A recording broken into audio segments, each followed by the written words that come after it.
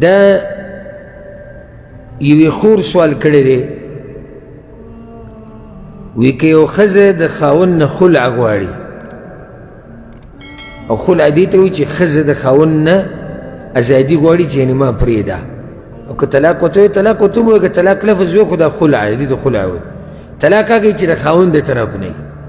او خلع څه ته وایي چې مطالبه د ښځې د طرف نه شي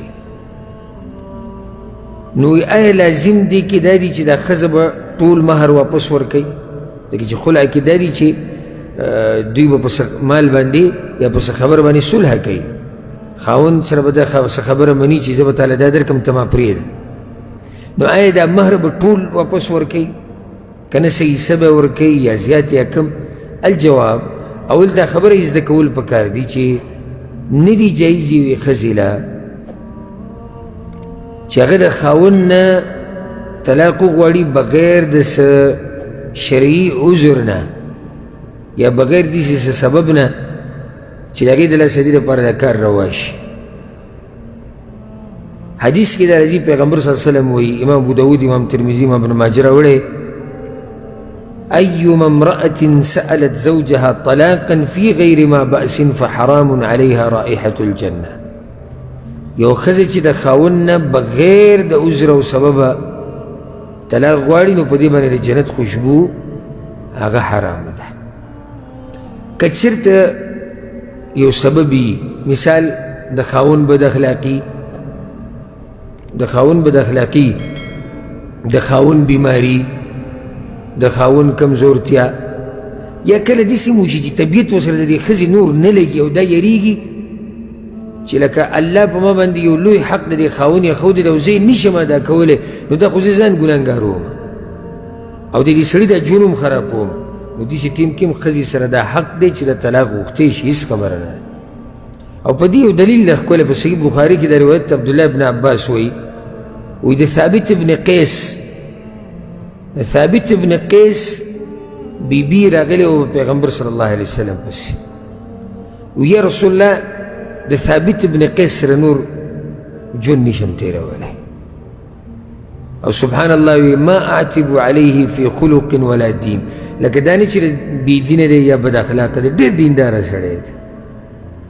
او ښه اخلاقي انسان دی او ډېر ښه سړی دی ډېر زبردست خو نه مې لګي ورسره طبیعت ژوند ورسره نشم تېرولی او یو روایت کې راځي چې ثابت ابن قیس ډېر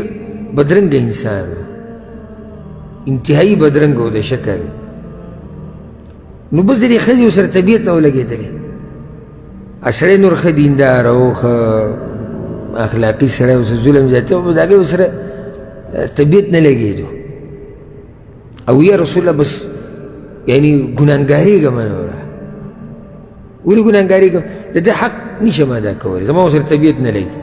او دغه حق الله په ما باندې ایښودی دی چې ته د خاوند حق به ورکې نو ځکه زما ورسره طبیعت نه لګي تر دې چې بعض روایتونه کې وایي چې کور ته رانوځي دې مخ ته ولکتو ته مې زړه نه کېږي کله ناکله دې حد ته یو ښځه ورسېږي زړه دې ونه لګي دی یو سړي سره او دې ته پته دی چې جوړ جاړی نه کېږي او ګزاره نه کېږي او هېڅ پکې مې ولار نه نو بیا خلع یو لار ده نو پیغمبر صلی الله علیه وسلم ورته اتردین علیه حدیقته هغه چې کوم باغ تاله درکړی دی هغه به له ورکړې واپس هغه له باغ ورکړی یا رسول الله زه به له ورکړم نو پیغمبر صلی الله علیه وسلم ثابت ته وی دا باغ ته واپس واله او طلاق وله ورکړه ازاد یې کړه نو د دې نه دا ثابته شوه چې کله یو ښځه یریږي په دې باندې چې یعنې د الله د حدودو خیال نه ساتلی کېږي پکې او د ګناه نه یریږي او د خاوند نه طلاق وغواړي نو بهې کې څه حرج نشته خو راځو یې دې سوال دی چې آیا لازم به دا مهر ټول واپس ورکوي نه مهر لازم نه ټول به واپس ورکوي نو څه به کوي د ښځې او د خاوند اتفاق دی فإن خفتم ألا يقيما حدود الله فلا جناح عليهما فيما افتدت به د ځان د ازادولو دپاره چې دا څه ورکوي نو که هغه هر څومره چې د دوی پې څه وشي اتفاق راشي. لکه اوس یو سړی دی خپلې ښځې لی موږ به وایو چې یو 100,000 روپۍ ورکړي دي او بیا ښځې طلاق وغوښتو او خاوند ورته وایي چې ما له 10,000 روپۍ راکړه. صحیح ده که نه صحیح؟ صحیح ده. یا ورته وایي چې ما له 15,000 روپۍ راکړه. صحیح ده. ها که زیاتې کي اگر که دا ښه طریقه نه ده، علماو لکه امام ابن قدامه رحمه الله نور علماو په دې باندې ښه تفصیلي لیکل کړي دي چې دا ښه طریقه نه ده. اگر که کولی شي چې دی د هغې نه زیات ووایي، لکه 100,000 ورکړي دي او ما له څو راکړه 10,000 راکړه یا 15,000 راکړه یا 2,000 راکړه، نو دا کار کولی شي خو مستحب نه دي او ښه طریقه نه ده. والله اعلم.